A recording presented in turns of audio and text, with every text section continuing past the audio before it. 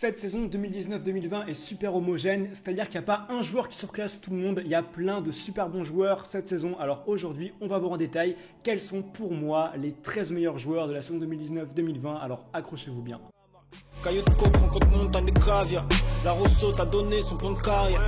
Je les pèse, je les poisse comme Di Maria. En 5 secondes, je voulais rappeler que j'ai une coupe dégueulasse parce que vous êtes plein en commentaire à me le dire, des nouveaux abonnés qui ne comprennent pas pourquoi j'ai une coupe aussi infâme. Déjà, les coiffeurs sont fermés, et 2, j'ai pris l'idée débile de ne pas me les couper jusqu'aux 100 000 abonnés. Donc abonnez-vous à ma chaîne pour m'aider à atteindre les 100 000 abonnés et que je puisse me couper les cheveux. Ça va plus, je vais finir par mettre des couettes ou je sais pas quoi, mais aidez-moi, merci. En 13e place, Luis Suarez, et cette saison les mecs, il fait une bonne saison vraiment, je trouve. Alors c'est pas sa meilleure, on sait qu'avec Liverpool et au début au Barça, il était incroyable. Il a 33 ans maintenant, il est certes sur le déclin, mais ça reste un super joueur, et malgré le fait qu'il soit blessé depuis 4 mois maintenant et qu'il devrait pouvoir rejouer les derniers matchs en août de Ligue des Champions, eh ben il fait une bonne saison.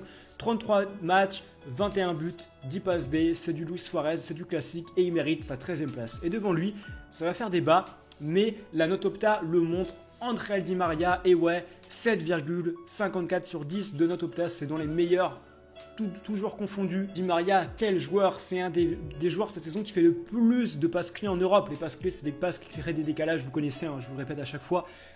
3 passes clés par match, c'est énorme, 18 passes D sur 42 matchs, c'est beaucoup aussi, 12 buts également, il marque assez peu en revanche Di Maria, mais dans le collectif, dans les passes qu'il crée, dans les décalages qu'il fait, il apporte énormément. Au-delà de ça, il dribble souvent sur son côté droit, il peut faire des centres, il est assez complet. Et en plus, cette saison, il défend, vu qu'on est dans un système à 4 au Paris Saint-Germain.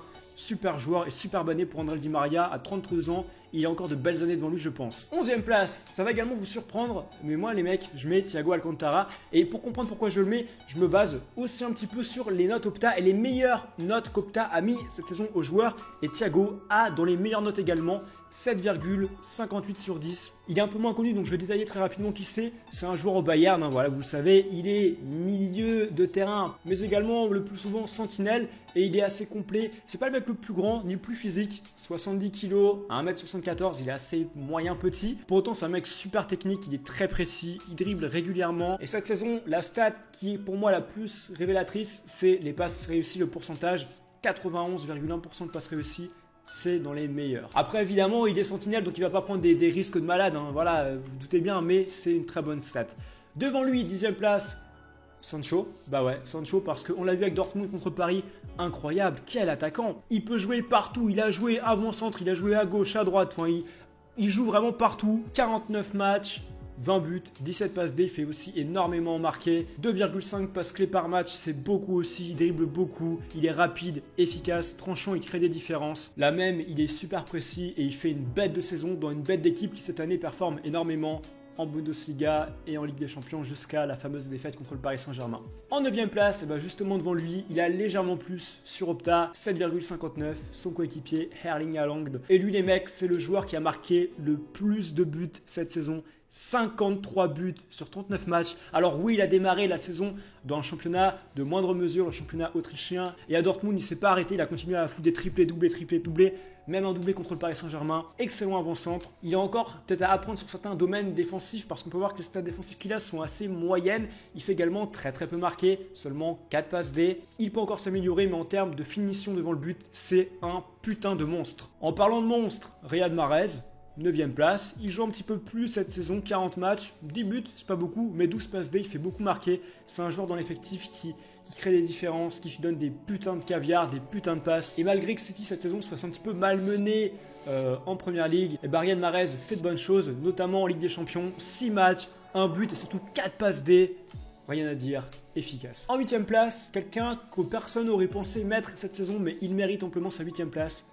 Ilicic, joueur de l'Atalanta, et bordel, c'est vraiment le symbole de l'Atalanta, une équipe qui n'était pas attendue et qui pour autant fait des merveilles. Il a 32 ans et il est incroyable, 42 matchs, 25 buts, 5 passes D, et surtout c'est un petit peu le symbole d'un collectif dans l'Atalanta incroyable, avec un jeu de passe phénoménal, rapide, efficace, tranchant, qui crée des différences. Et justement sur Opta, lorsqu'on voit ses forces, tout ce qui va être passe clé, tenir le ballon, tout ce qui est stats collectives, on voit qu'il excelle dedans, et c'est vraiment à l'image de l'Atalanta, une équipe inattendue qui collectivement fait des étincelles et des merveilles. Au passage, 7,69 de note Opta, c'est clairement dans les meilleurs cette saison, dans le top 7 je crois, et justement en 7ème place, Ronaldo. Ronaldo, 7,75 de note Opta, 43 matchs, 39 buts. Il a super mal démarré la saison en termes de buts, mais j'ai cru que mon ordinateur avait arrêté de filmer, mais tout est bon. Je disais 39 buts cette saison, il a super mal démarré, mais il revient en force. Ses derniers matchs sont incroyables. Seulement 4 passes D en revanche. Cette saison, il fait assez peu marquer. Il marque, mais bon, on connaît Ronaldo, on peut pas lui en vouloir, mais quand même, il fait une bête de saison et très bon ratio de buts par match, alors qu'il a 35 ans maintenant. Il se fait vieux, le pauvre. Et justement, devant lui, symboliquement, je mets son élève, Kylian Mbappé, 7,84 de note Opta, c'est un petit peu plus, 47 matchs, 37 buts. On a déjà fait une vidéo récemment, donc j'en parle pas plus. Il fait une très bonne saison Mbappé, très collectif, il fait beaucoup marquer. Bref, il mérite sa 6ème place. Et devant lui, quand on parle de joueurs qui, pareil, est au service du collectif et fait énormément marquer, à City, on a KDB. Kevin De Bruyne, 42 matchs, 14 buts, 18 passes D, 7,86 de note Opta. La saison dernière, il a été blessé, il a assez peu joué, il n'était pas incroyable, mais il revient vraiment en force. En Ligue des Champions, on se rappelle contre le Real, il a fait des merveilles. Grand artisan de la remontada au Bernabeu, où il a marqué le premier but de la rébellion des Citizens. Il est super régulier et quand on sait qu'il a maintenant 28 ans, je me dis qu'il a encore le temps. Pourquoi pas gagner un ballon d'or parce que ce joueur est incroyable. J'aimerais vraiment qu'il vienne au Paris Saint-Germain, remplacer peut-être un Di Maria dans quelques années parce qu'il a un talent fou. Les passes qu'il fait sont incroyables. 3,2 passes clés justement. Je pense vraiment qu'il n'y a pas mieux au monde, honnêtement. En passes clés, je pense que personne ne fait mieux. Non, 3,6, j'ai mal lu. 3,6 passes clés par match, j'ai mal lu. C'est énorme, c'est ouf. Devant lui, pour autant... Attends, qu'est-ce que je raconte ? Je suis en train de me rendre compte qu'en fait... j'ai mis un classement en trop, du coup j'ai dit que Kevin De Bruyne était 5ème, mais en fait il me reste que 3 joueurs, donc je me suis trompé, on s'en bat les couilles. Du coup, Robert Lewandowski, 3ème, 48 matchs, 50 buts, plus d'un but par match. Il fait un petit peu plus marquer qu'Erling Haaland, 7 passes D, et défensivement il contribue peut-être un peu plus. C'est pour ça que Opta lui donne une meilleure note, 8,23, et que surtout moi je le mets devant Haaland et devant les autres joueurs justement. Lewandowski, on le connaît, pour moi c'est un des 9 les plus sous-cotés. Devant le but, c'est un monstre. C'est peut-être le monstre devant le but le plus sous-coté du monde, on en parle assez peu. Talk Mike Football, on a fait une vidéo pourquoi on parle peu de Lewandowski et j'étais bien d'accord avec lui. Sa vidéo elle date donc je me rappelle plus de ce qu'il a dit exactement, mais je suis totalement d'accord avec lui. Il est tellement sous-coté Lewandowski, c'est abusé. Il a un talent incroyable et ce serait vraiment un vol qu'il ait eu aucun ballon d'or parce que vu les buts qu'il match, vu les buts qu'il marque, pas les buts qu'il match, pour moi il mériterait au moins un ballon d'or dans sa carrière, même si c'est pas le seul à pas en avoir eu. On pense à Iniesta, à Ribéry, tellement de joueurs incroyables qui n'ont jamais eu le ballon d'or et qui pour autant avaient un talent fou et qui étaient sous-cotés, et notamment lui. On rentre dans les 2 meilleurs joueurs, vous savez qui reste, donc on va directement vous donner le top 1.